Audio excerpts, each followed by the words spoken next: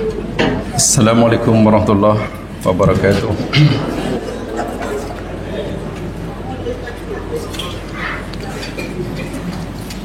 Alhamdulillah rabbil alamin wa binasta'in ala umuri dunya waddin.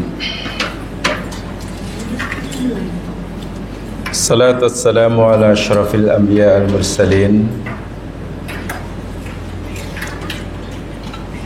Nabiyina Rasulina Muhammad wa ala alihi wa ashabihi ajma'in.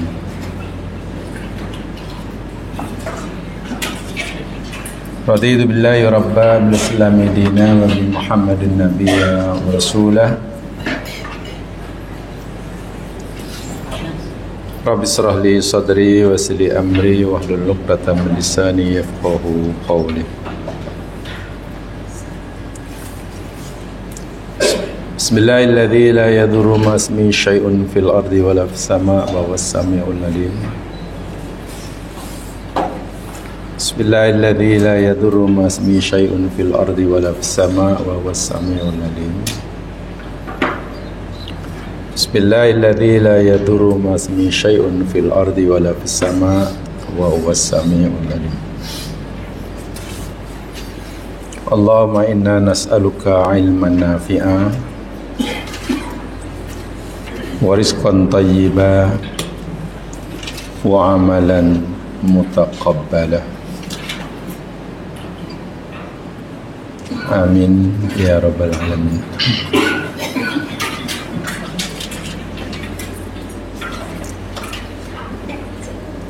InsyaAllah kita akan teruskan tadabbur kita suratul Kahfi.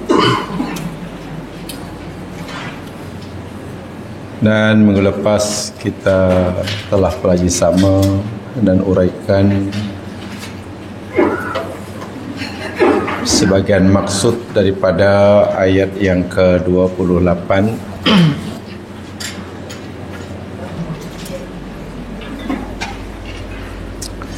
Kesimpulan secara umum daripada ayat yang ke-28,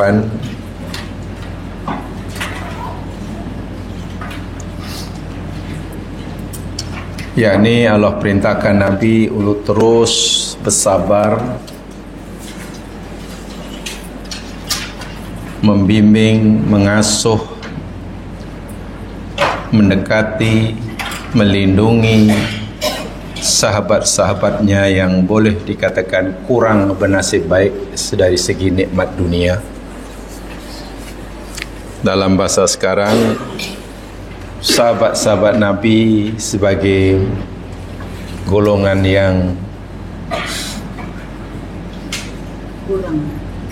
B40 dipanggil. Saya pun tak tahu apa itu. Yang biasanya boleh dikatakan tidak mempunyai status sosial yang tinggi, tetapi mereka orang-orang yang ikhlas dalam beragama.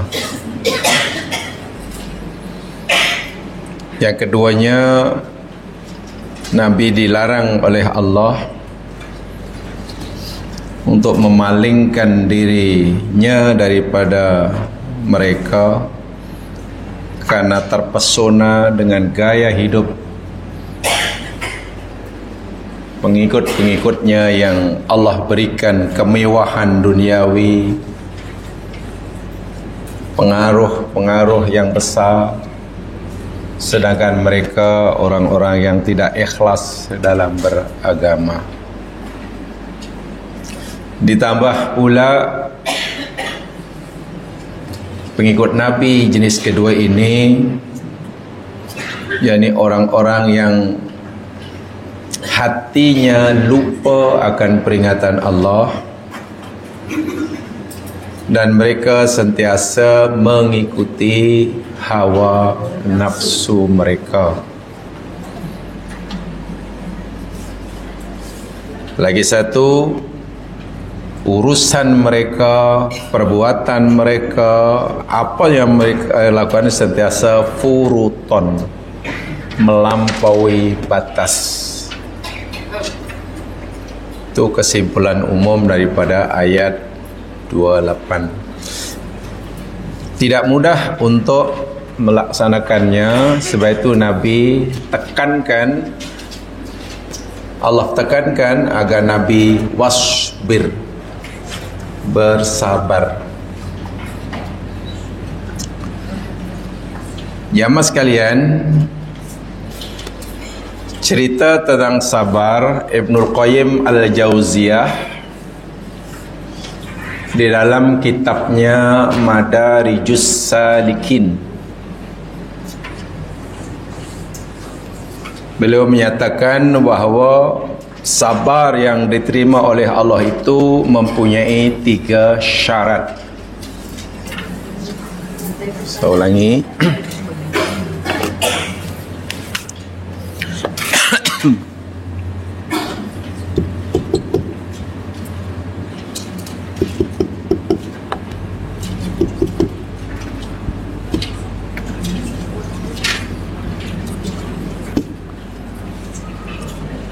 Ada 3 syarat bagi sabar.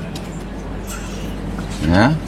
Kata Ibnul Qayyim Al-Jauziyah, Ibnul Qayyim dalam kitabnya Madarijus Salikin.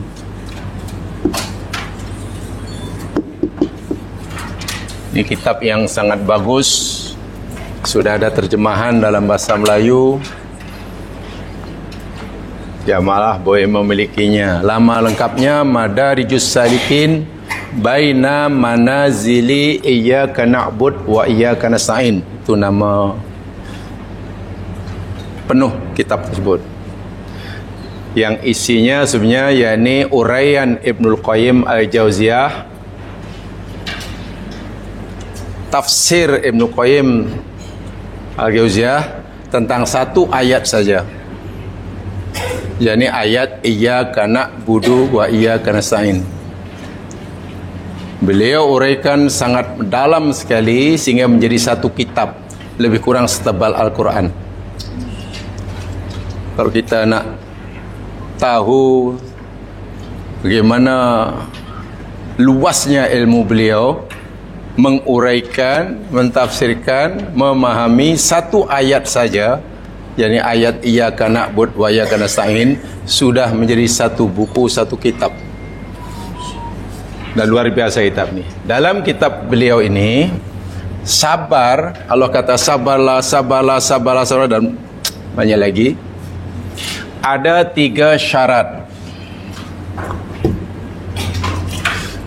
Ada 3 syarat.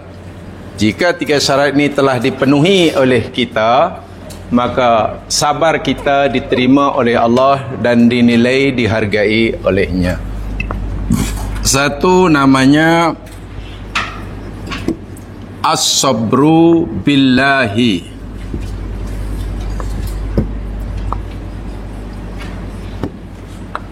Kedua, as-sabru lillahi.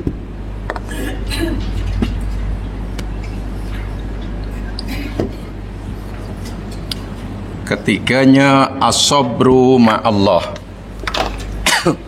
Ada 3 syaratnya. Sabar yang diperintahkan oleh Allah kepada hambanya, pada Rasulullah dan pada umatnya, dalam menghadapi ujian, dalam melaksanakan suruhan, dalam meninggalkan larangan. Kan sabar ini sebenarnya ada terhadap 3 perkara ya. Sabar ketika mengerjakan, melakukan suruhan. 2, sabar ketika meninggalkan larangan.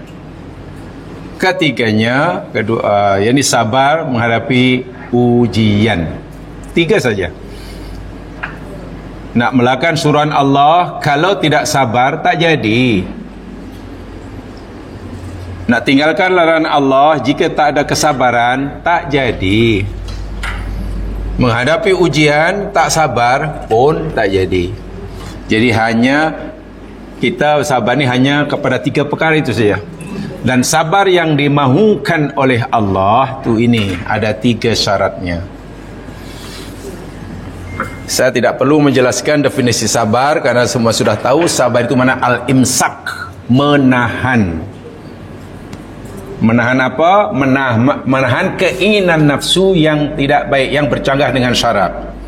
Contoh, ada seruan Allah mesti kita lakukan, kita kerjakan, tapi nafsu kita ingin meninggalkannya, kan? Keinginan nafsu untuk meninggalkan suruhan Allah, keinginan itu kita tahan, kita lawan, itu namanya sabar. Nabi Ibrahim disuruh oleh Allah menyembelih putra satu-satunya waktu itu, Ismail. Ya tentulah sebagai fitrah manusia, berat sekali lah nak melaksanakan perintah ini. Kalau ikut nafsu Ibrahim, jangan buat juga. Ini anak kamu satu-satunya. Apa kata orang? Itu kata nafsu. Lalu keinginan nafsu itu ditahan, jangan diikuti. Itu namanya sabar, menahan keinginan, kemauan, hawa nafsu yang bercanggah dengan syarak. Diuji oleh Allah. Kalau ikutkan hati, ikut nafsu, marah, bengkak, tak puas hati, menyalahkan sana, menyalahkan situ, menyalahkan Allah. Itu kemauan nafsu, keinginan nafsu. Lalu keinginan kemauan nafsu itu kita tahan. Kita tahan, jangan kita ikuti. Itu namanya sabar. Jadi sabar itu perjuangan yang tidak mudah ya, yang tidak ringan. Ada 3 syaratnya. Yang pertama, as-sabru billahi. Kalau terjemahan Melayunya sederhana sekali lah. Sabru billah, sabar dengan Allah. As-sabru billah, sabar bagi Allah, kerana Allah. Ketiga, sabru ma Allah, sabar bersama Allah. Apakah benda itu dengan, bagi, tidak. Baik. As-sabru billah, sabar billah, itu maknanya al-muradu bihi al-isti'anah billahi subhanahu wa ta'ala wa ru'yatihi anahul musabbir wa anna sabra al-abdi bi rabbihi la li nafsihi. Bahwasanya sabar billah itu orang yang sabar. Kalau kita nak sabar, yakinkan diri kita bahwa kemampuan kita bersabar itu semata-mata kerana pertolongan Allah. Itu mana billah. Bukan pasal kita kuat, bukan pasal kita hebat. Sehingga kadang-kadang terkeluar pula ucapan, "Woi, kalau kena orang lain pasti duduk nasib baik aku. Aku orang kuat sabar." Wah, itu orang angkuh bin sombong.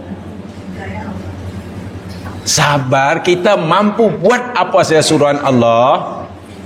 Kita mampu meninggalkan apa larangan Allah, sekecil apapun, itu semata-mata karena billah, pertolongan Allah.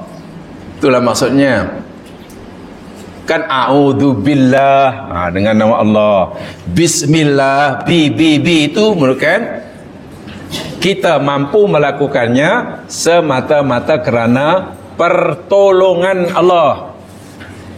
Kenapa begitu? Karena kita ni makhluk yang diajar oleh Allah. Hakikat kita ni la haula wala quwata illa billah. Jadi kalau kita ni la haula quwata, apa yang kita boleh buat?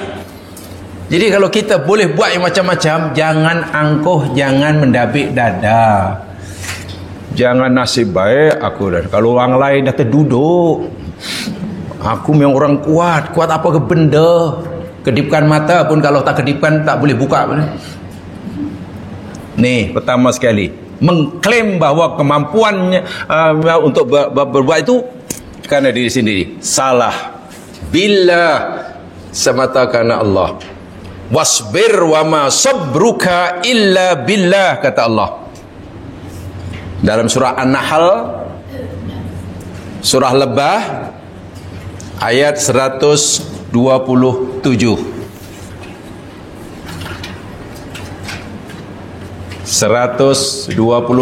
Surah Lebah. Wasbir wa ma sabruka illa billah. Ada keratan ayat berbunyi begitu. Wasbir, dan bersabarlah engkau wahai Muhammad. Wa ma sabruka, dan tiadalah kesabaranmu dan tiadalah kemampuanmu untuk bersabar itu illa, kecuali billahi. Tengok tu, billahi itu jangan hanya dikatakan dengan, illa kecuali semata-mata kerana pertolongan Allah. Tanpa pertolongan Allah kita tak mampu buat apa-apa. Nak duduk pun tak boleh, berdiri pun tak boleh, baring pun tak boleh, kerana kita la haula wala quwata illa billah. Sandarkan semua kan. Sebab itu kalau kita berjaya bersabar, berjaya buat suruhan, berjaya meninggalkan larangan, syukurlah pada Allah, kerana Allah baru tolong kita. Orang yang nampak pertolongan Allah, insya-Allah akan menambahkan syukurnya. Tapi kalau tak nampak pertolongan Allah, merasa dirinya mampu, pasti sombong dan ujub. Waliyadzubillah. Itu yang pertama. Wasbir wa ma sabruka illa billah. Bersabarlah engkau wahai Muhammad, dan tiadalah kesabaran kamu atau kemampuan kamu bersabar kecuali melainkan semata-mata kerana pertolongan Allah. Karena kita hakikatnya la haula wala quwata illa billah. Faham tu yang pertama, bila ya? Demi Allah. Jadi semua itu kerana Allah tolong, kerana Allah tolong, kerana Allah jangan mendabik dadah, jangan pasal aku pun. Bukan macam dia tak boleh buat apa. Uish, sombongnya lah. Yang kedua, yakni as-sabru lillah. Lillah. Lam itu kerana, lam itu bagi. Maksudnya apa? Bila kita bersabar, pastikan niat kita bersabar ni semata-mata kerana Allah. Lillah tu kerana, ya. Bukan sabar saja ya mas sekalian. Sebenarnya dalam solat kita sehari-hari kita berikrar, inna solati wa nusuki wa mahyaya wa mamati. Tu lillah tu. Itulah lam lillah itu sama dengan lillah. Semua kita lakukan semata kerana Allah. Kerana Allah suruh, ya kita lakukan kerana Allah. Bukan kerana yang lain. Tak, maaf kadang-kadang begini ya. Ini sekadar contoh, hanya sekadar contoh ya, tak ada kena-mena sama dengan hidup maupun yang meninggal. Ada kawan hidupnya susah, ada sengsara lah rumah tangganya, masih kena bully lah oleh suaminya.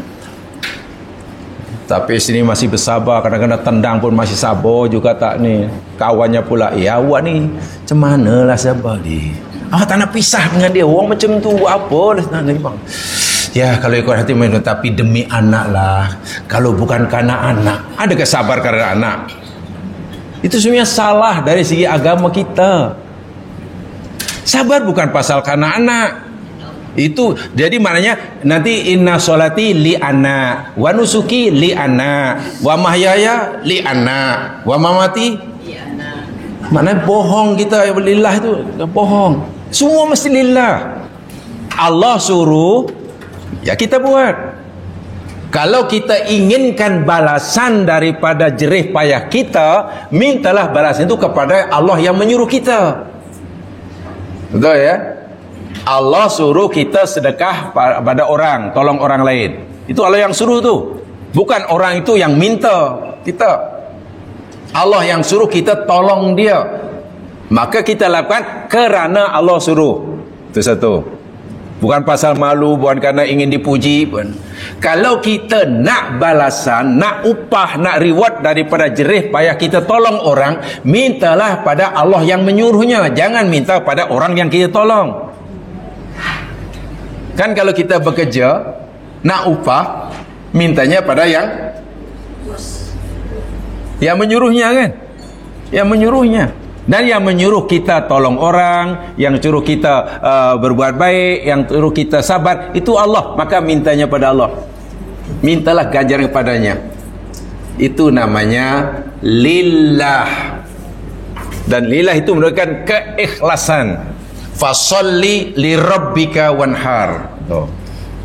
Lillah, lillah, lillahi rabbil alamin, lillahi rabbil alamin. Itu makna as-sabru lillah. Semata-mata karena Allah. Pertama, karena Allah suruh. Ya, Allah suruh, buatlah. Bukan pasal yang lain. Habis kita penat, takkan tak dapat upah. Ada upahnya, mintalah kepada Allah yang menyuruh, bukan pada orang. Faham ya? Dari sinilah keikhlasan itu akan timbul. Yang ketiga, ini yang kemuncaknya, as-sabru ma'allah. Sabar bersama Allah tu maknanya wa dauranul abdi ala muradillahi dini minhu wa ma'a ahkamihi diniyah sairan bisairiha muqiman biqamatiha ayyaj'ala nafsahu waqafan ala awamirihi wa mahabbih. Maksudnya sabar ma'allah itu yakni berterusan seorang hamba itu dalam menjalani kehidupannya sesuai dengan kehendak Allah. Saya ulangi, berterusan seorang hamba itu dalam menjalani kehidupannya, makannya, minumnya, bekerjanya, berpakaiannya, bergaulnya, perkawinannya, hidup dan matinya, semua itu selari sesuai dengan kehendak Allah. Itu namanya sabar ma'allah. Sabar yang ketiga ini tak mengenal masa lah. Kita biasa tersenyum. Okey, tersenyum. Pastikan senyum kita tu sesuai dengan kehendak Allah. Jangan mandai-mandai. Dah iya. Karena senyuman tu sama. Senyum dapat dosa pun macam itu rupa dia, senyum berpahala pun macam itu juga. Nah, pastikan senyum kita itu sesuai dengan kehendak Allah. Maka mari kita sabar yang ketiga. Bekerja demikian juga. Bila bekerja kita sesuai dengan kehendak Allah,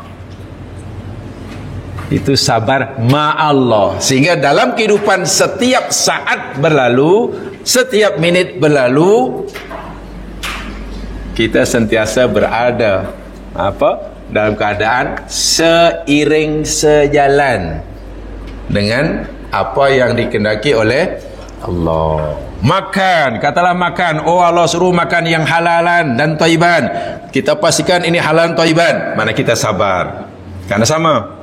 Masa makan pula kita suruh baca basmalah, bismillah. Itu mana sabar. Makan pula pengai tangan kanan, dah sabar. Makan pula tak boleh mubazir dan tak boleh berlebihan. Sabar. Kan? Jadi sabar itu apa yang kita lakukan tu selari, seiring dengan apa yang Allah kehendaki. Itu sabar yang ketiga. As-sabru ma'allah. Pastikan tiga ini ada. Karena ini syarat sabar yang diterima. Jadi sabar bukan hanya ucapan ya, kata sabar ya, sabar lain sabarlah ni, sabar. Kalau tidak, tak tahu apa jadinya. Sabar apa ke benda macam tu. Sabar bukan ucapan macam tu. Sabar lama, sabar. Kalau tidak, tak tahulah apa jadinya. Dia ingat sabar ni apa ke benda ni. Itu kurang betul tu ya. Korang dibetulkan. Kerana kita sudah mengaji, kita sudah mengkaji, jadi kena ditingkatkan kualiti kefahaman kita tentang sabar untuk meningkatkan kualiti praktikal kita tentang sabar. Karena itu penilaian Allah nanti pada kualiti pemahaman dan kualiti amalan. Tak boleh jadi sabar bukan sabar je sabar. Sabar je lah. Ya, sabar lah. Kalau saya tak sabar dah lama dah. Apa makna sabar tu apa? Tiga ya syaratnya. As-sabru billah Maknanya kalau kita mampu sabar, syukurlah pada Allah kerana Allah tolong kita. Bukan pasal kita hebat. Bukan. As-sabru lillah. Kemudian as-sabru ma'allah. Masya Allah. Kalau 3 itu sudah, ya, Masya Allah. Tuh kesimpulan daripada ayat yang kita pelajari, ayat yang ke-20. Jadi penilaian Allah rupa-rupanya pada manusia ini tentang keikhlasannya beragama, bukan dari segi luaran. Dari segi luaran orang hebat sekalipun, kaya raya sekalipun Allah takdirkan, besar sekali pengaruhnya, tetapi jika tidak ada keikhlasan dalam beragama, tidak ada nilainya sebenarnya di sisi Allah. Sebaliknya, jika orang itu mukhlishina lahuddin dalam beragama, walaupun mungkin boleh dikatakan tidak punyalah kedudukan sosialnya, status sosialnya rendah umpamanya, ibaratnya sebagai golongan masyarakat yang terpinggir atau yang dipinggirkan, tapi Masya Allah di sisi Allah nilainya sangat besar sekali. Baik, saya ingin bacakan jemaah sebuah hadis untuk menjelaskan ini ya. Hadis ini riwayat Imam Al-Bukhari daripada Sahal bin Sa'ad As-Sa'idi radhiyallahu an. Hadisnya sahih, riwayat Imam Bukhari. Dalam Sahih Bukhari nomor hadisnya 6447. Nomor hadisnya begini. Marra rajulun ala Rasulillahi sallallahu alaihi wasallam faqala li rajulin indahu jalisin. Ketika Nabi duduk bersama sahabatnya, tiba-tiba ada orang lalu depan Nabi. Ya, lalu di jalan gitulah. Nampak ada orang lalu gitu depan Nabi. Nabi tanya pada sahabat yang duduk sebelahnya, nih, yang duduk dengan Nabi ni, ma ra'yuka fi hadha? Hai sahabatku, apa pendapatmu tentang tuh lelaki yang sedang lalu tadi jalan tu? Kamu kenal tak siapa dia? Menurut kamu siapa orang ni? Ma ra'yuk? Qala rajulun min asyrafin nas. Oh ya Rasulullah, itu seorang yang masuk orang yang sangat-sangat dihormati oleh masyarakatnya. Orang terkenal lah maksudnya. Orang sangat terkenal, dihormati. Ya, mungkin karena kekayaannya, mungkin karena pengaruhnya, mungkin karena apa sajalah. Hadza wallahi hariyun. Ya Rasulullah, demi Allah, orang ini adalah orang hari. Hari mana orang yang sangat-sangat dihormati, dimuliakan, disegani oleh masyarakatnya. Sehingga kata sahabat memberi komentar pada orang ini, in khotoba ayun kaha. Kalaulah lelaki macam itu meminang anak gadis orang, pasti diterima. Calon mertuanya tak akan tanya, terus diterima. Ya, karena orang besar kan. Kalau pinang ajaran orang, tak payah tanya, pasti terima. Bahkan diterima terus akan nikah. Wa in syafa'a ayyu syafa'. Dan bila ia memberikan bantuan, pertolongan atau mengucapkan, pasti orang akan menerima pemberiannya apa saja. Bila ia bercakap, pasti semua orang akan mendengarnya. Bila ia memberikan suruhan, perintah, pasti semua orang akan mematuhinya. Karena orang hebat, orang besar. Kan? Qala fasakata Rasulullah SAW. Nabi diam. Nabi tidak merespon dia. Dia ajalah, oh itu pendapat kamu. Subhanallah, tak lama kemudian ada juga lelaki lalu depan Nabi. Ada lelaki lain. Lalu Nabi tanya balik, ma ra'yuka fi hadha? Yang tentang yang laki ini macam mana? Apa pendapat kamu? Siapa dia laki yang? Kata sahabat, ya Rasulullah, hadza rajulun min fuqara'il muslimin. Dia itu orang muslim yang fakir. Alah, si fulan tu yang fakir tu. Yang duduk di Sting Garden itulah, di garden. Yang tadi di Bungalow, yang tadi dunia di Bungalow. Garden dan kita yang tadi, yang itu stink garden. Miskin maknanya. Oh, sahabat yang miskin. Hadza hariyun in khadaba la yunkah. Ya Rasul, lelaki macam ni, orang miskin ni, orang sahabat miskin ni, kalaulah dia nak kahwin dan pinang orang, pasti ditolak. Tak ada siapalah orang mukmin, kalau mukmin yang mau mengambilnya di menantu.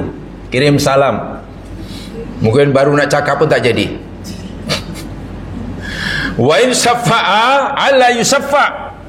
Dan bila memberikan sesuatu, pasti tak ada siapa yang mau menerima pemberiannya, karena pemberiannya tidak ada harga, tidak ada nilainya. Ia bercakap, pasti tak ada orang dengar, sebab orang tidak punya apa-apa, miskin.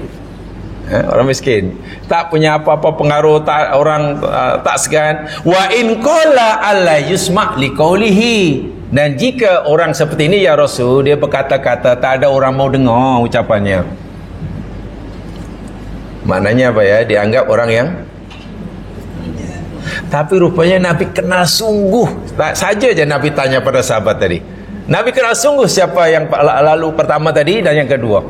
Pertama yang dipuji hebat oleh sahabatnya, kedua langsung dia gai. Nabi kata apa? Faqala Rasul, hadza khairun min mil'il ardi mithla hadza. Kamu tahu tak, lelaki yang kamu kata fakir miskin, bila nak pinang anak orang pasti ditolak, bila cakap orang tak dengar, itu adalah lebih baik daripada bumi dan isinya.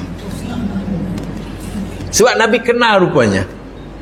Tengok dari segi zahirnya, masyarakat tak pandang. Bukan pandang mata sebelah, tutup mata lah begitu. Kalau pandang dengan mata sebelah tu masih nampak. Yang pertama tadi, woi, semua masyarakat terbeliak mata dia.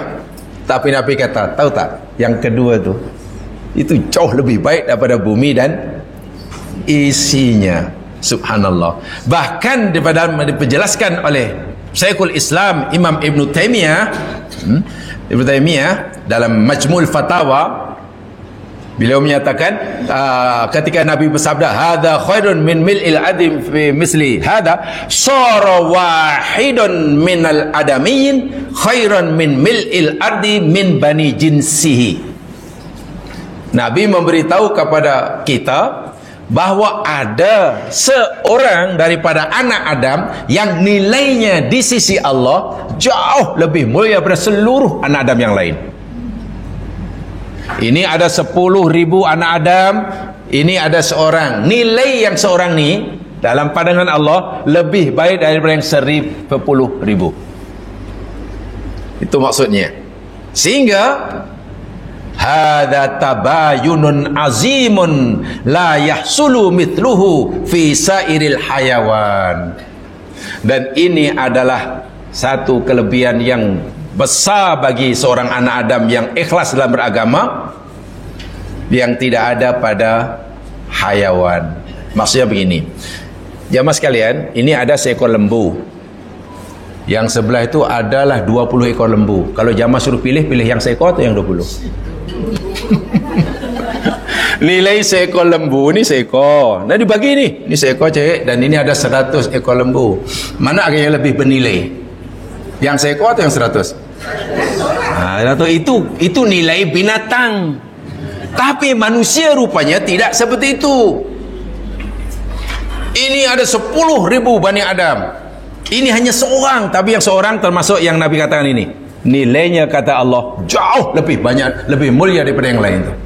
Nilai manusia bukan pada fizikalnya, bukan pada penampilannya, bukan pada zahirnya, bukan karena status sosialnya, tapi pada mukhlisina lahuddin, pada keikhlasannya dalam beragama, ketaatannya pada Allah, selari dengan firman Allah, inna akramakum indallahi atqakum.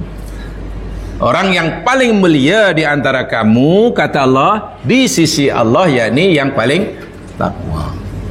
Jadi kalau kita kaitkan dengan ayat yang sebelumnya 27 dan 8, sehingga Nabi disuruh bersabar, terus berkawan dengan sahabatnya Ashabus Suffah, Karena mereka ini orang hebat dalam pandangan Allah, sangat mulia dibandingkan setengah sahabat yang hanya pura-pura meluk agama Islam.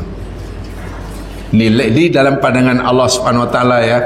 Jadi Allah tidak melihat zahirnya, tapi Allah melihat apa yang ada dalam hatinya. Mungkin dari segi zahirnya ya sebagai orang yang taklah dianggap sangat oleh masyarakat sekelilingnya, tapi Allah tahu.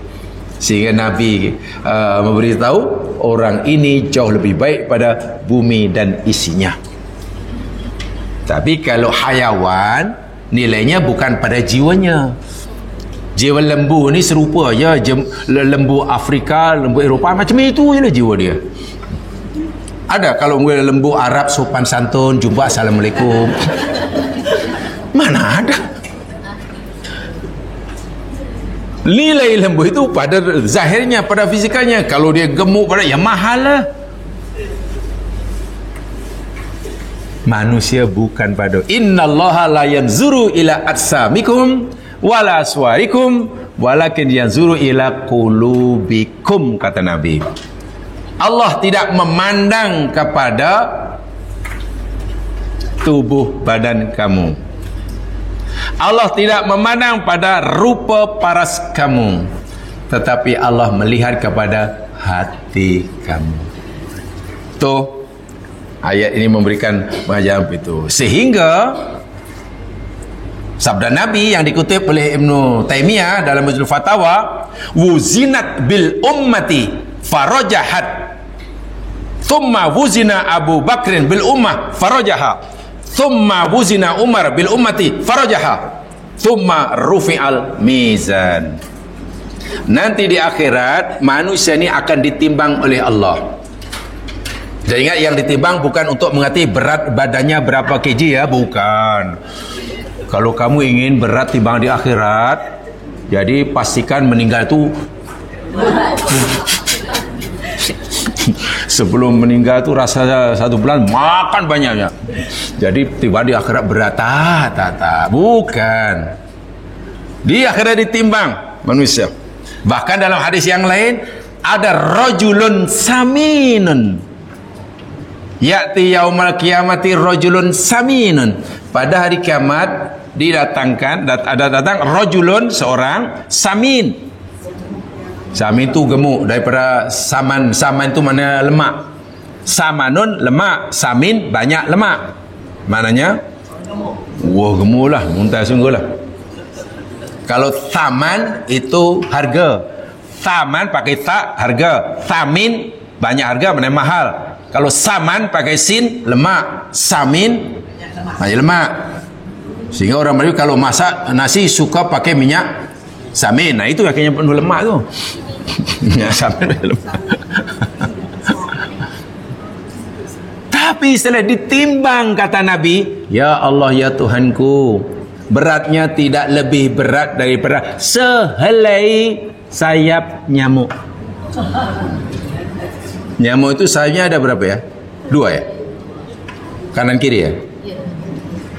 Sebelah 1 ke 2? Sebelahnya 1, bukan 2 ke? Pernah timbang sayap nyamuk berapa beratnya? Ringan. Jadi nanti ada manusia ditimbang, Masya Allah, sangat berat timbangnya berbanding orang lain. Lalu Nabi bagi contoh, nanti Abu Bakar ditimbang oleh Allah di akhir. Bukan fisiknya ya, bukan fizikalnya ya, nilai amalnya, jiwanya, imannya ya. Dan timbangan Abu Bakar melebihi daripada mengatasi timbangan orang lain. Umar ditimbang, timbangannya lebih berat daripada orang lain. Nabi sedang memberitahu kita nilai manusia rupanya karena amalnya. Berat atau ringannya bukan karena zahirnya, bukan karena kedudukan sosialnya, tapi karena imannya, takwanya.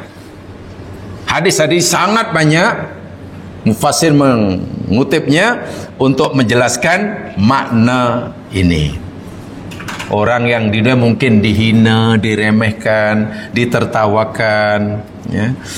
Orang-orang munafik yang ya merasa dirinya lebih hebat, suka mentertawakan sahabat Nabi yang miskin inilah.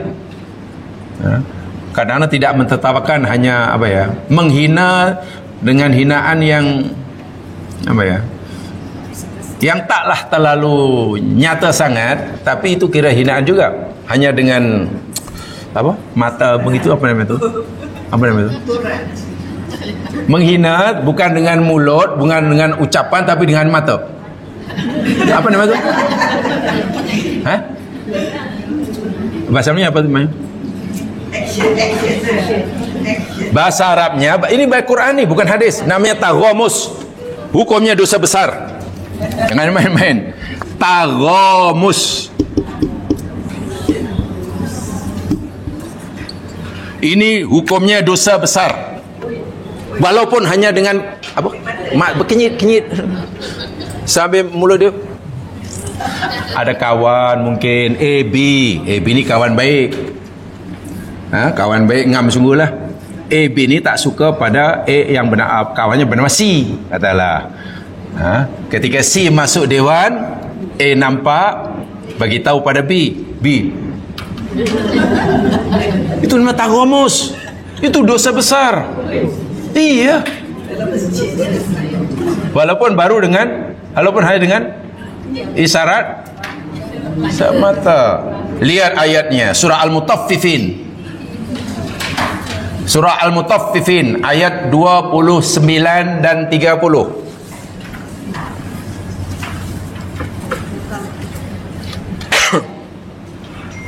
Dua 29 dan 30 surah Al-Mutaffifin. Mutaffifin ini orang yang curang, orang menipu dalam perniagaan. Itu mutaffif. Bukan mutawif ya, mutaffif. Menipu. Bila membeli merugikan penjual, bila menjual merugikan pembeli. Itu mutaffif. Kalau mutawif tu orang yang tu bimbing orang tawaf.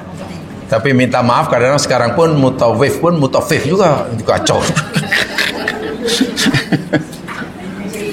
Ada ya, ayat 29. Innal ladzina ajramu kanu minal ladzina amanu yadhakun. Ada kan? Sesungguhnya orang-orang yang berbuat dosa, ajramu itu buat dosalah. Jadi bukan orang baik dah ni. Kanu adalah mereka minal ladzina amanu, dari sebab orang-orang beriman, terhadap orang beriman, yadhakun. Apa makna yadhakun? Gelak, tertawa. Jadi mentertawakan orang-orang beriman itu dosa. Ini bukan mentertawakan happy ya, menghina maksudnya. Mentertawakan, bukan tertawa. Menjadikan orang bagian ejekan bahan ketawa. Wa idza marru bihim, dan apabila orang-orang berdosa ini marru bihim, melewati, menjumpai orang beriman, yataghamazun. Apa tu? Itu namanya taghamus. Apa di situ terjemahnya? Yataghamazun, mereka mengkedip-kedip, ngenyitkan niat mata tu. Itu dosa besar tu. Itu hinaan. Tapi ada hari akhir zaman ni orang tak takut benda itu. Wah, kalau itu pun sudah dosa besar, macam mana kalau menghina orang dengan ucapan, dengan gaya yang Allahu Akbar walillahil hamd. Sehingga seakan menghina akhir zaman ni, mencela, mentertawakan sesama muslim, dah macam sunnah hidup. Kalau tak hina orang satu hari, demam dah. Wah, taghamus itu pun dah dosa dah. Ingat, kita akan bertanggungjawab sepenuhnya nanti di akhirat kalau kita melakukannya. Ya. Inilah nasib setengah sahabat Nabi yang fakir itu, yang B40 itulah. Yang dulu jadi di masjid, yang makannya ya ala kadarnya karena tak ada keluarga, tidak punya pekerjaan tetap seperti sahabat yang lain karena mereka orang hijrah, tapi sangat kuat beribadah, sangat mencintai Nabi. Seringkali dijadikan bahan ejekan, bahan ketawa, khasnya oleh orang-orang munafik. Ya, mungkin karena dengki. Dan juga orang-orang kafir. Kalau di Makkah dulu orang-orang kafir lah pelakunya. Di Madinah orang-orang munafik. Tapi nanti di akhirat nasib orang yang dihina, sahabat Nabi yang tulis ikhlas berabadi yang dihina ini, dengan nasib orang yang menghinanya, sama ada orang kafir di Makkah atau orang munafik di Madinah, berbalik, bertukar 180 degree. Mana ayatnya? Tolong lihat surah Shad. Surah Shad. Satu huruf saja, surah Shad. Ayat 6263. Inilah orang yang suka menghina orang lain, meremehkan orang lain, menjadikan orang mukmin lain sebagai bahan ketawa karena merasa dirinya hebat. Sementara yang dihina itu sebenarnya jauh lebih mulia di sisi Allah. Nasibnya di akhirat seperti ini. Surah Shad. Dah satu ayat tuh. Kan Shad itu satu ayat kan? Shad dah satu ayat dah. Jadi kalau ikut hadis Nabi secara harfiah, baca satu huruf dapat 10 kebaikan. Jadi kalau Shad 10 dah. Kalau Shad dah 50. Ayat 62 dan 63.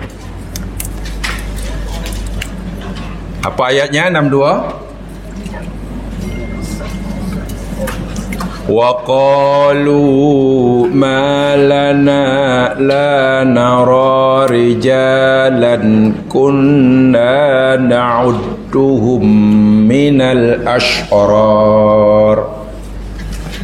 Wa qalu, dan mereka berkata, mereka orang musyrik yang dahulu menghina orang mukmin di Makkah, mereka orang munafik yang dahulu menghina, mengejek, mentertawakan orang-orang mukmin di Madinah, atau siapa saja orang yang merasa dirinya hebat sehingga mengejek orang lain, mentertawakan orang lain, menghina orang lain. Bahwa yang dihina itu nilai dia di sisi Allah, subhanallah, lebih baik pada bumi dan isinya. Macam mana nanti nasib di akhirat? Mereka akan kata, wa qalu, dan mereka kata, malana la nara rijalan. Malana, kenapalah kami la nara rijalan, tidak melihat lelaki-lelaki? Kenapa ya kami tidak menjumpai, tidak melihat lelaki-laki? Kunna na'udduhum minal ashrar. Lelaki-laki atau orang-orang yang dahulu semasa di dunia kami anggap mereka ini termasuk orang-orang yang jahat. Dahulu kami pandang apa Abu Sufyan ni tak guna punya orang dejam. Di dunia dihina, dianggap orang tak berguna. Di akhirat orang-orang sombong ini tiba-tiba dia terkejut. Kenapa ya kami tak jumpa orang yang kami anggap hina dahulu? Kenapa tak ada di sini ya? Mereka waktu itu jamaah sekalian, dia ni dalam keadaan siksa, sedang disiksa. Masa hidup di dunia mereka yakin orang-orang yang dihina ini pasti masuk neraka. Kalau di dunia susah, di akhirat pasti susah. Kali di akhirat, tak jumpa pula di neraka orang ni. Mana ya? Saya ingat dah di neraka dah, tak apa. Apa kata mereka? Attahadnahum sikhriya. Adakah sebenarnya hanya kami yang telah menjadikan mereka itu bahan olok-olok, ejekan, yang sebenarnya mereka ini tak layak, tak patut untuk dihina? Hanya kami saja yang menghinakan mereka. Amzaghat anhumul absar, atau zaghat, telah kami tidak melihat. Ya, zat itu mana telah tertutup, terlindung dari pandangan-pandangan kami.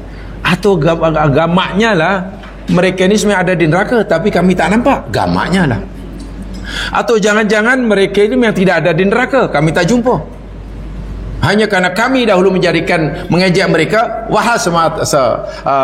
hakikatnya mereka bukan orang yang hina.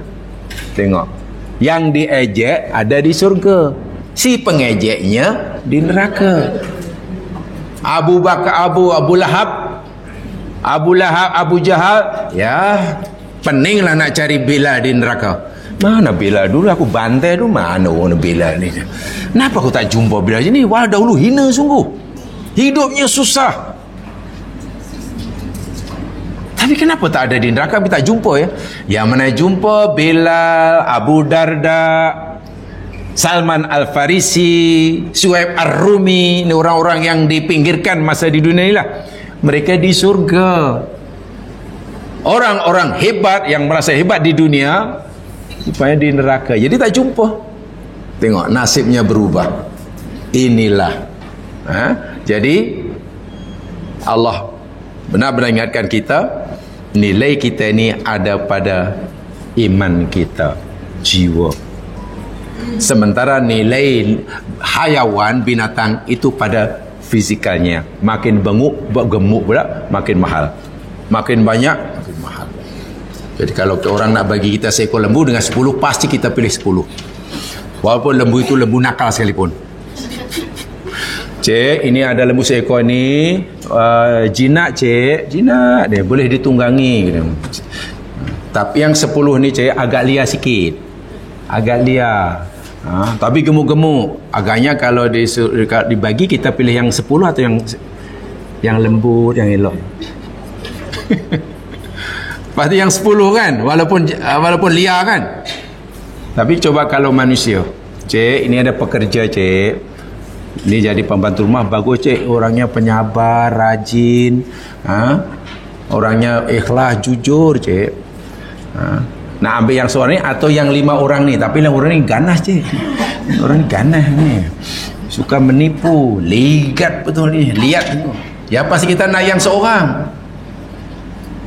Tengok Allah SWT mengajarkan kita. Baik, sekarang kita teruskan ayat yang ke-29. A'udzubillahi minasyaitonirrajim. Ayat ini kita kena berhati-hati memahaminya karena sering kali disalah artikan. Ada orang yang salah faham tentang ayat ini. Jadi kita coba kita fahami betul-betul. Wa qulil haqqu min rabbikum. Itu haqqa ke haqqu? Wa qulil haqqu min rabbikum. Dan katakan wahai Muhammad, beritahu kepada umatmu segala kebenaran, semua kebenaran yang hakiki itu datangnya dari Tuhan kamu. Faman syaa'a falyu'min, maka siapa saja yang berkehendak hendaklah ia beriman. Wa man syaa'a falyakfur, dan siapa yang berkehendak hendaklah ia kufur. Ini yang kita akan fahami lebih detail nanti. Sebab seakan-akan ayat ini memberikan kita kebebasan untuk memilih. Siapa yang nak sila iman, siapa yang nak sila kufur, ya terpulanglah. Mana kalau mau kufur kamu terpulang, Allah persilakan apa? Itu sebab fahaman yang salah dan bahaya apa maksud itu. Sehingga anda tidak perlu marah kepada orang yang memilih untuk kafir. Kenapa awak mesti sesak nafas tengok orang Melayu pilih agama Hindu? Kan Allah sendiri kata siapa yang kehendak sila kufur, siapa yang kehendak sila mukmin. Allah pun bagi kebijakan pemilih. Pasal apa yang awak nak paksa pula? Ini fahaman yang tak betul kalau itu cara mukminnya. Nanti kita jelaskan. Inna sunya kami telah menyediakan, kata Allah, lizalimin, bagi orang-orang yang zalim. Zalim di sini maknanya orang yang memilih kufur daripada memilih beriman. Orang yang memilih jadi orang musyrik daripada orang muwahhid. Karena kezaliman terbesar adalah syirik. Kezaliman ini macam-macam. Kezaliman terbesar yakni syirik. Jadi sesungguhnya kami menyediakan bagi orang zalim itu orang musyrik lah, naron, akan api, maksudnya neraka.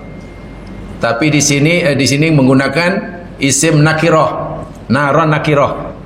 Isim nakirah memberi makna lafzul umum dan menunjukkan al-azamah, menunjukkan benda itu sangat besar, sangat hebat, yang tak terbayangkan oleh kita. Naron, api. Ahata bihim, api itu yang meliputi mereka. Suradiquha. Apa makna suradik? Suradik itu nyalaannya tu. Api kan menyalanya tu. Jadi panasnya api yang menyala itu meliputi mereka, membungkus diri mereka. Dan panasnya api neraka ini tidak sama dengan panas api dunia. Api dunia panas hanya membakar luaran, tidak sampai ke dalam. Contoh, kalau kita bakar ayam lah terlalu panas, nanti yang luar sudah hangus, dalam masih basah. Api neraka lain, luaran, dalaman terbakar, bahkan jiwa pun terbakar. Allati tattali'u alal afidah. Apa maknanya? Api neraka itu tattali'. Tattali' itu menyambar, menimpa alal afidah. Afidah jamak dari fuad, hati. Hati maknawi ya, bukan hati yang fizikal. Sehingga jiwanya pun terbakar. Api dunia tak mampu nak bakar jiwa. Wa iyastaghitu, dan jika ahli neraka ini minta air karena dahaga, mintalah minuman. Yughathu, mereka akan diberi minuman. Minuman dia bimain, dengan air, tapi airnya kalmuhli, lebih tepatnya benda cairan. Mak di sini maknanya benda cair, bukan air. Karena benda cair yang Allah berikan kepada mereka sebagai minuman, kalmuhli. Muhlun itu jamaah sekalian, makna asalnya yakni cairan benda-benda logam. Besi, timala, emas lah, apa sajalah. Keluli, lalu kita buat bubur, dipanggil bubur keluli. Yalah, kalau bubur nasi itu kan biasa kan. Agaknya perlu berapa degree ya untuk membuat bubur besi. Kalau bubur nasi itu kan 100 cm dah jadi bubur dah. Bila sudah cair, cairan benda-benda logam itu bahasa Arabnya muhlun. Itulah minuman ahli neraka. Dalam ayat yang lain, sebelum pun minum, baru didekatkan minumnya, muka dia sudah terbakar. Macam mana nak minum? Wa'iyadzubillah. Ini yashwil wujuh. Yashwi, syawa, yashwi itu maknanya menggoreng, menghanguskan, maknanya membakar wajah-wajah mereka. Mashwi itu maknanya membakar atau menggoreng kan. Kan ada lahmun mashwiyun. Apa maknanya? Lahmun mashwiyun, daging bakar. Mashwi itu bakarlah, sahabat. Bi'sas syarabu, itulah minuman, seburuk-buruk minuman. Wasa'at murtafaqah, dan seburuk-buruk tempat untuk mereka berehat. Neraka adalah seburuk-buruk tempat berehat. Ya mas sekalian, pertama sekali untuk memahami ayat ini, saya ingin sampaikan asbabun nuzulnya, sebab turunnya ayat ini. Ayat ini tidak turun begitu saja, tapi ada peristiwa yang menyebabkan ayat ini diturunkan oleh Allah. Begini, hunaka asbabun nuzul li ayah tabayyana annaha nuzilat fi siyaqi tahdid wa wa'id. Ayat ini diturunkan oleh Allah yakni sebagai tahdid dan wa'id. Tahdidun, ayat ini sebagai tahdid dan wa'id.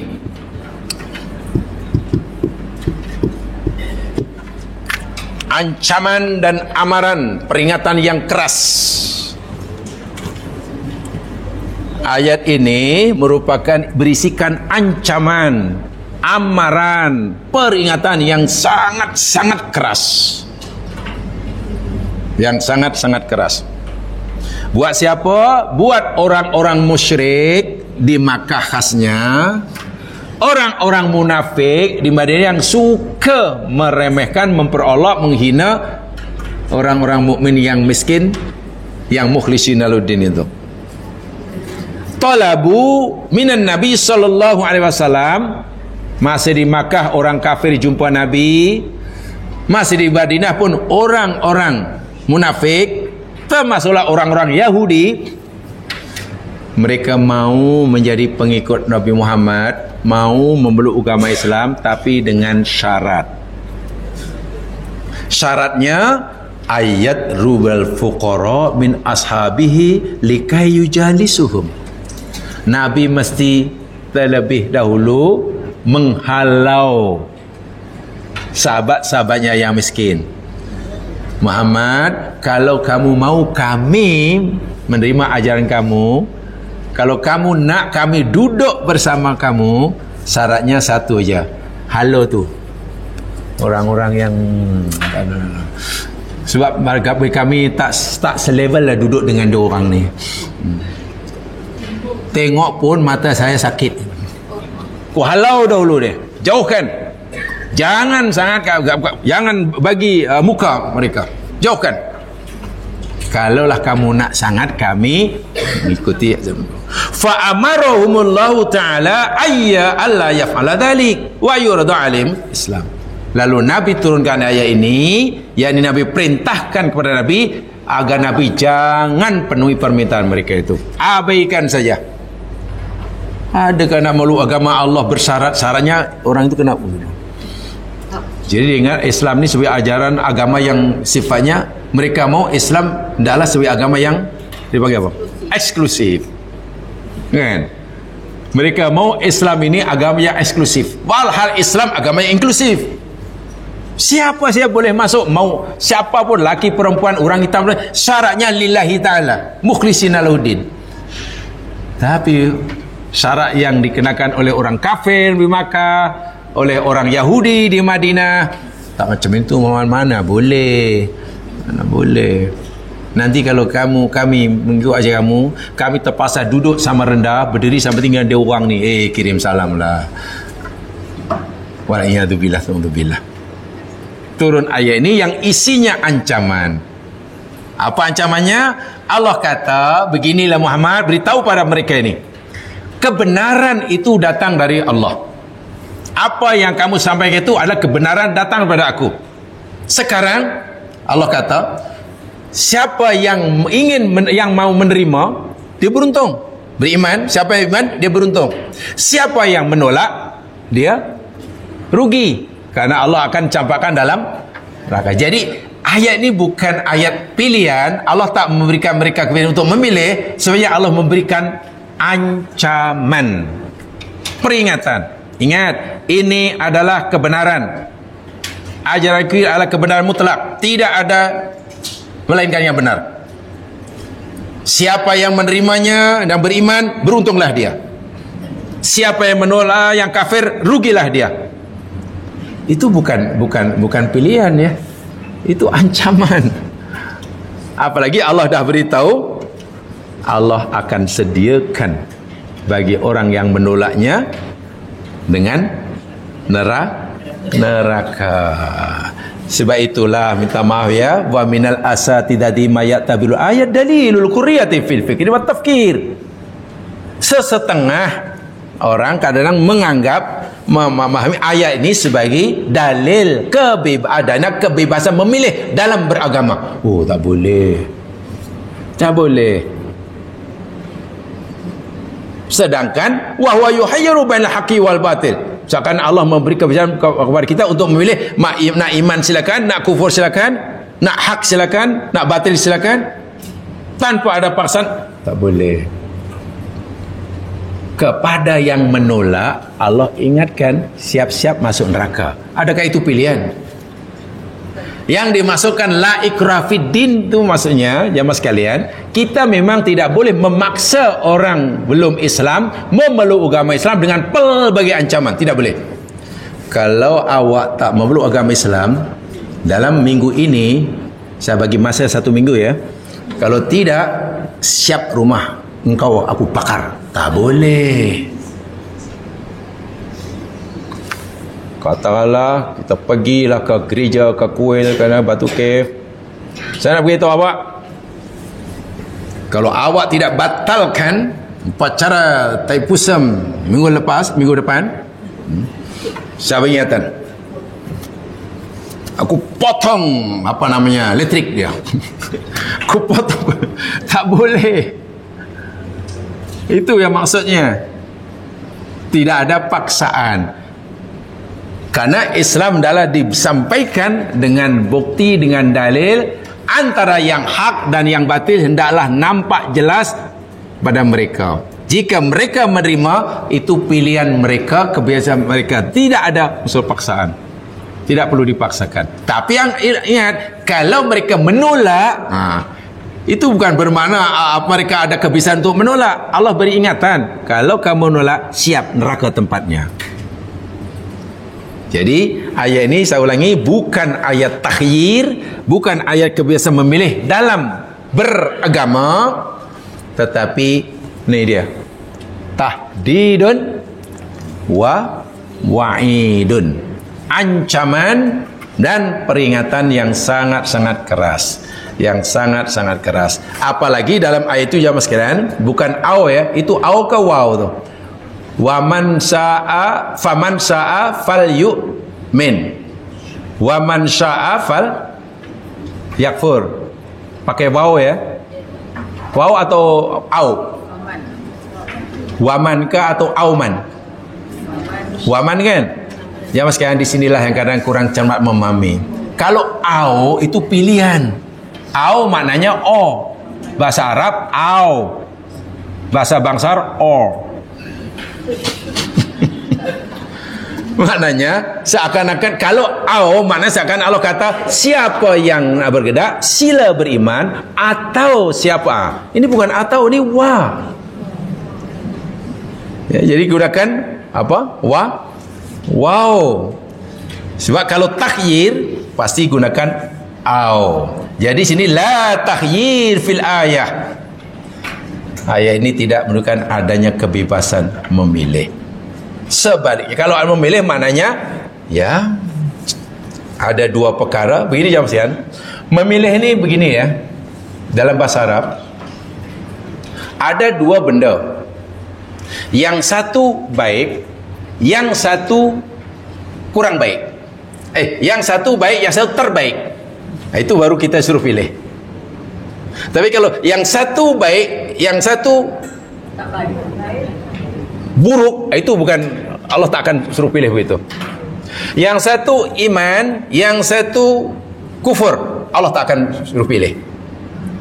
Allah hanya suruh pilih ini. Ini elok, ini lebih elok. Itu kita boleh pilih. Itu boleh pilih.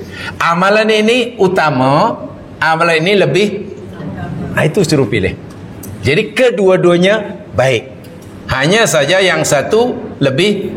Itu dalam agama konsep memilih itu memilih dua benda yang sama-sama baik. Hanya yang satu lebih, yang satu kurang. Dalam agama Islam tidak ada ayat yang menyuruh kita memilih antara yang baik dan yang buruk. Tidak ada. Ini surga, tempat nikmat, ini neraka, sekarang pilihlah. Tak ada. Yang ada ini surga. Di surga itu ada as-sabiqun, ada al-muqarrabun. Di surga ada ashabul yamin. Ashabul yamin pula ada beberapa darjah di surga ini. Nah, sekarang terpulang pada kamu nak pilih yang mana? Nak pilih yang first class atau yang economy class? Surga itu boleh. Itu ada dalam Islam. Yang tidak ada, ini surga tempat nikmat, ini neraka tempat azab. Sekarang you nak pilih mana? Mana boleh.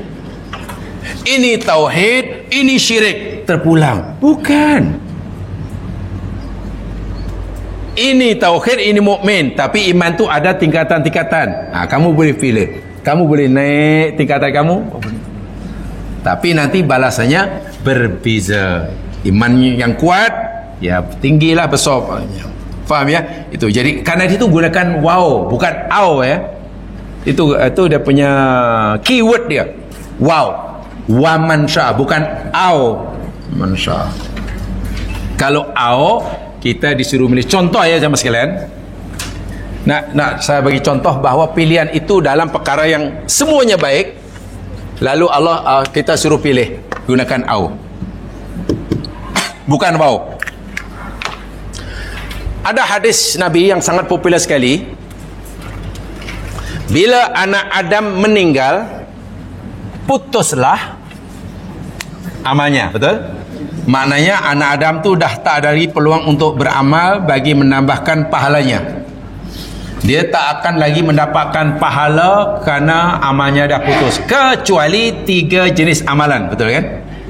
Yang pertama apa kata Nabi? Kullu bani Adam idzan qata'a Adam in qata'a maluhu. Apabila anak Adam itu telah meninggal, putuslah pahala amalnya. Tak dapat lagi pahala solat. Solat, mana solat sekali pahala perpanjangan, tak boleh. Berhenti. Zakatnya berhenti. Illa misalnya, kecuali 3. Yang pertama apa? Sedekahun jariyah.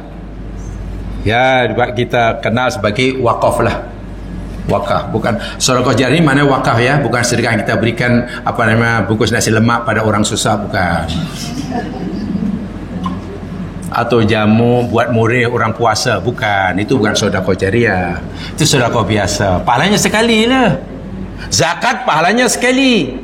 Bukan bayar zakat hari 10 hingga kiamat terus dapat pahala, tak ada. Wakaf istilahnya. Itu satu. Kalau kita tak mampu, yang pertama, au ilmun yuntafobi. Nabi kata au, bukan wa. Mana suruh pilih kan? Atau ilmu yang dimanfaatkan oleh orang lain, yang beri manfaat. Nabi tak sebut ilmu alif ba ta saja, termasuk ilmu ABC pun. Tapi biasanya kalau ilmu cuma ni ilmu alif ba ta.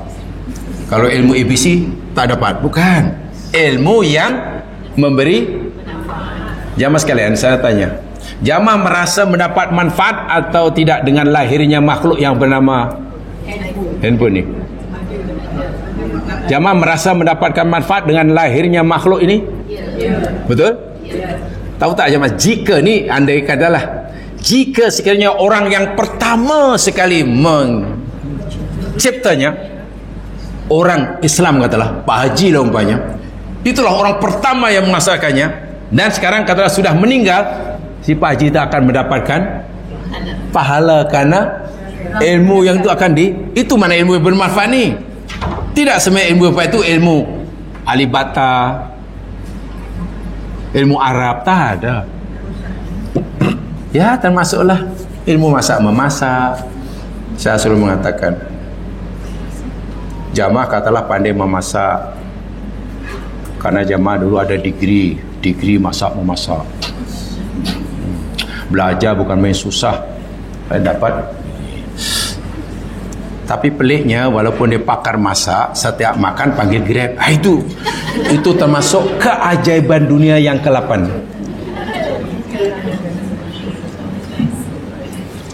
Jadi 7 bonus in the world itu tambah satu lagi yang ke-8. Yang ke-8 apa?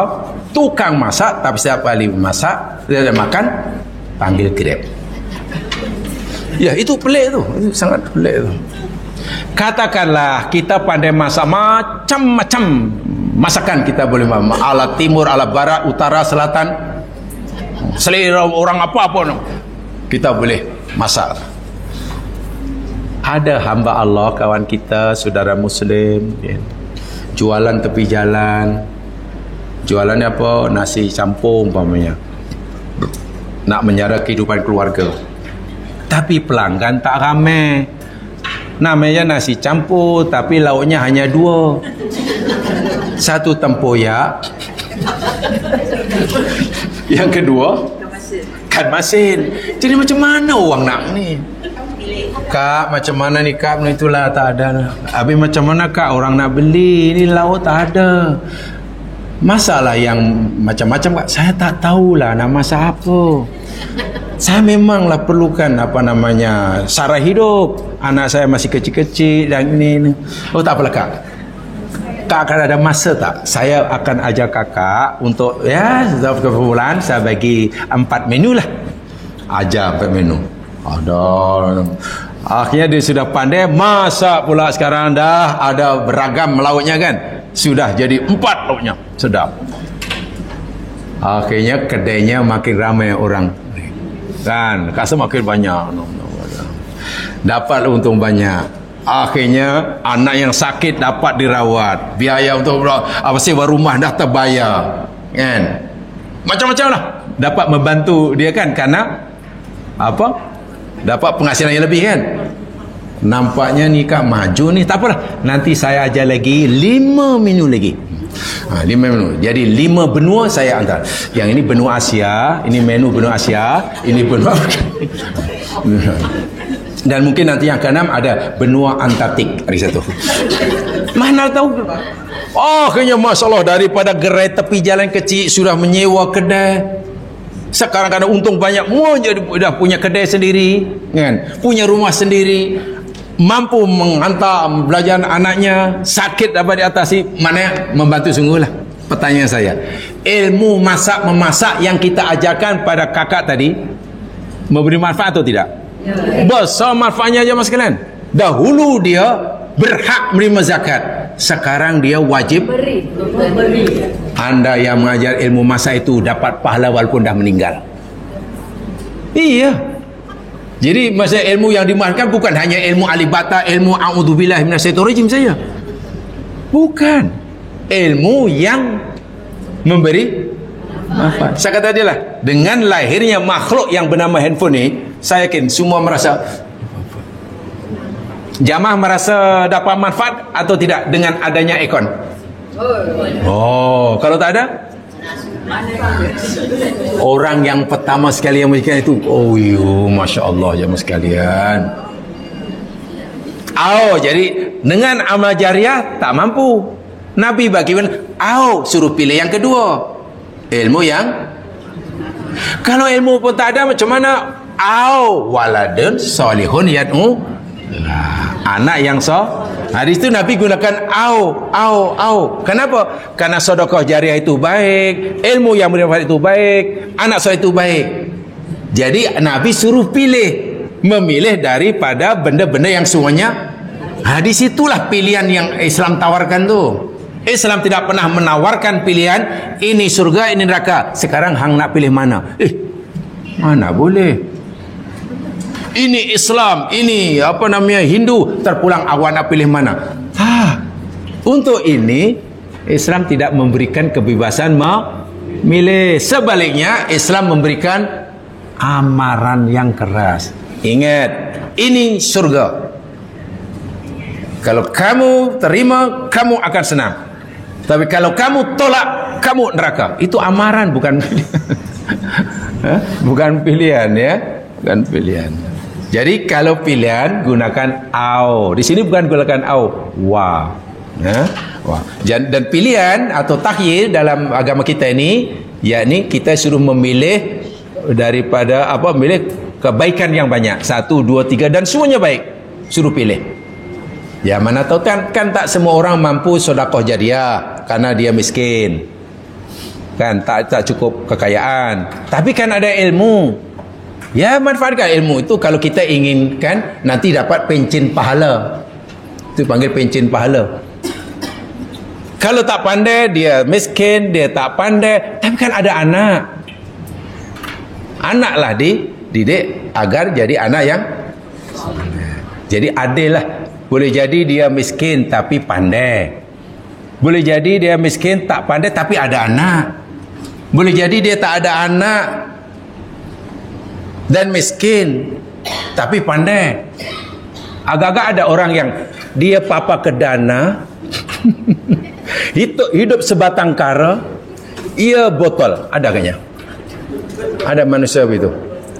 Dia miskin papa kedana, hidup sebatang kara dan botol. Bodoh dan tolol maknanya. Botol tu bodoh dan tolol.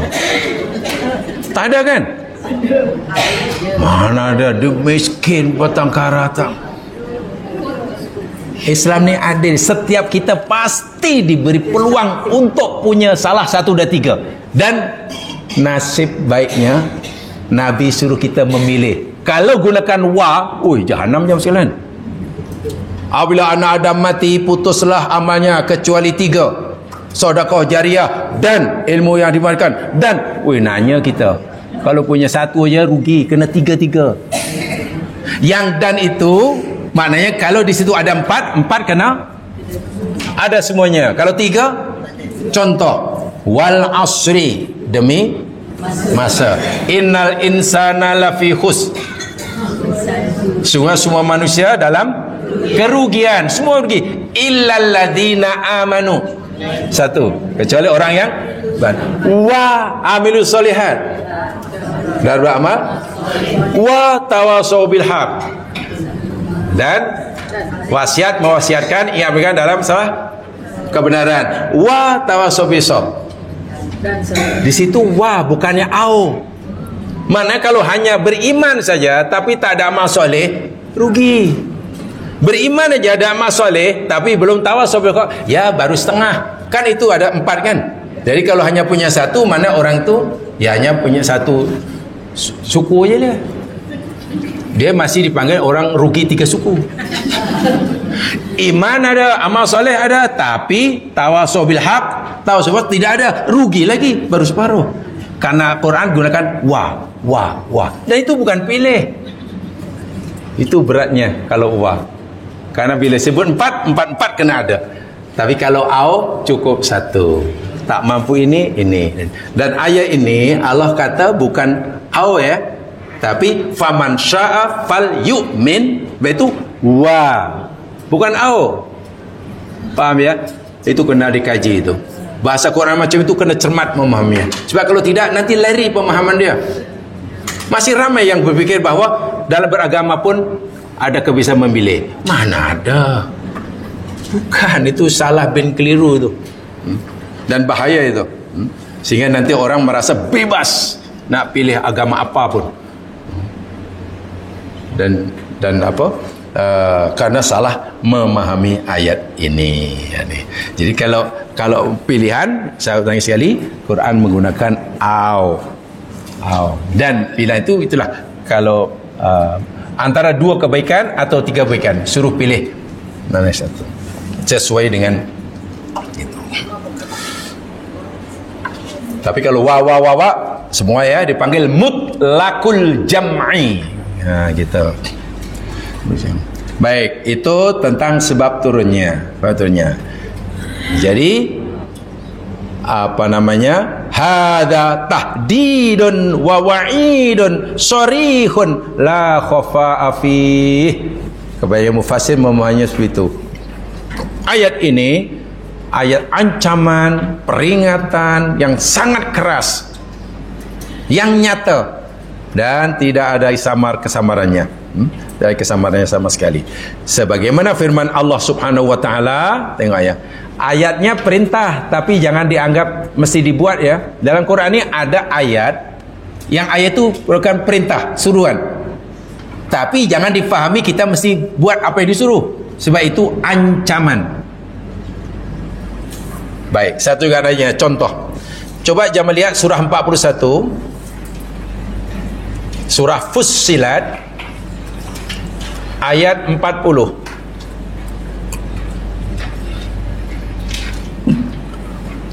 Surah Fussilat surah 41 ayat 40. Inilah ancaman tuh, bentuk ancaman tuh.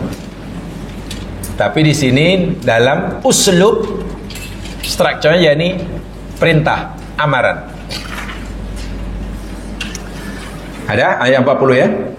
Innal ladzina yulhiduna fi ayatina. Apa tuh? Sesungguhnya orang-orang yang mengingkari ayat-ayat kami. orang yang tak percaya ayat Allah di dunia lah. La yakhfauna alaina, mereka tidak dapat menyembunyikan diri atas kami. Mana tidak mengelaklah, Allah akan perhatikan. Kalau lari, Allah akan tangkap dia, Allah akan hadapkan ke muka pengadilannya, dan Allah akan pertanggungjawabkan amalannya. Itu maksudnya. Afaman yulqa finnari, maka adakah orang yang dicampakkan di dalam neraka itu khairun, lebih baik, amman ya'ti aminan yaumal qiyamah, atau orang yang datang dalam keadaan aman, selamat, sejahtera pada hari kiamat? Jawabannya macam mana? Jawabannya macam mana? Allah tanya nih, adakah orang yang dicampakkan dalam neraka itu lebih baik, atau orang yang datang pada hari kiamat dalam keadaan aman, sejahtera? Jawabannya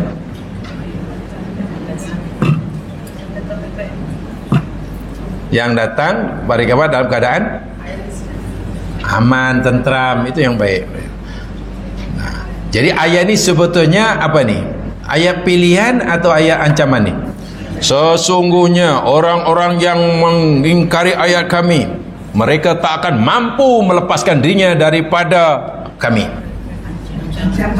Dan orang ini pasti akan aku campak dalam neraka. Apa mereka fikir orang yang masuk dalam neraka itu lebih baik daripada orang yang datang jumpa aku dalam keadaan selamat? Itu apa tuh? Itu nada ancaman, peringatan, atau good news? Nah, sekarang tengok, malu ma syi'tum. Coba tuh, apa itu? Apa terjemahannya? Malu, beramalah kamu, betul?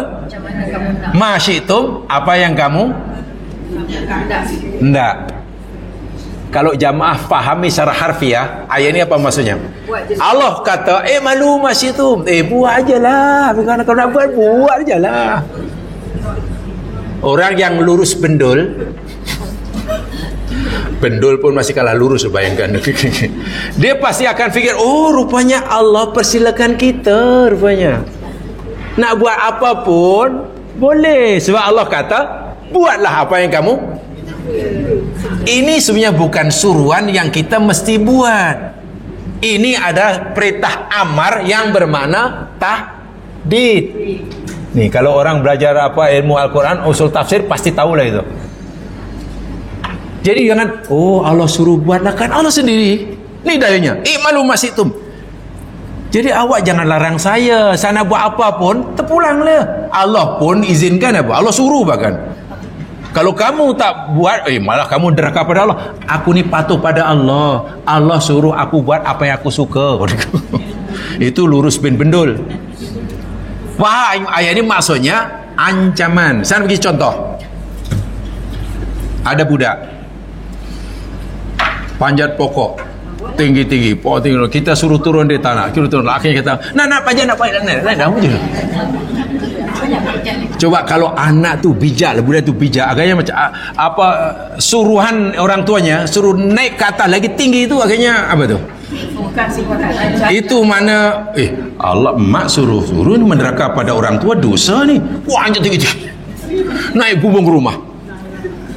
Itulah namanya ancaman, namanya tahdid, dengan gunakan uslub tarkib perintah. Itu perlu memahami, sebab itu perlu dalam ilmu tafsir. Sebab kalau tidak nanti salah belaka lah. Apalagi dibaca sekerat-sekerat. Allah Subhanahu wa taala memberi kepada kita kebebasan untuk berbuat apa yang kita mau. Firman Allah, a'udzubillahi minasyaitonir rajim, i'malu ma syi'tum. Surah Fussilat ayat 40. Orang yang tak faham Al-Quran, oh iyalah.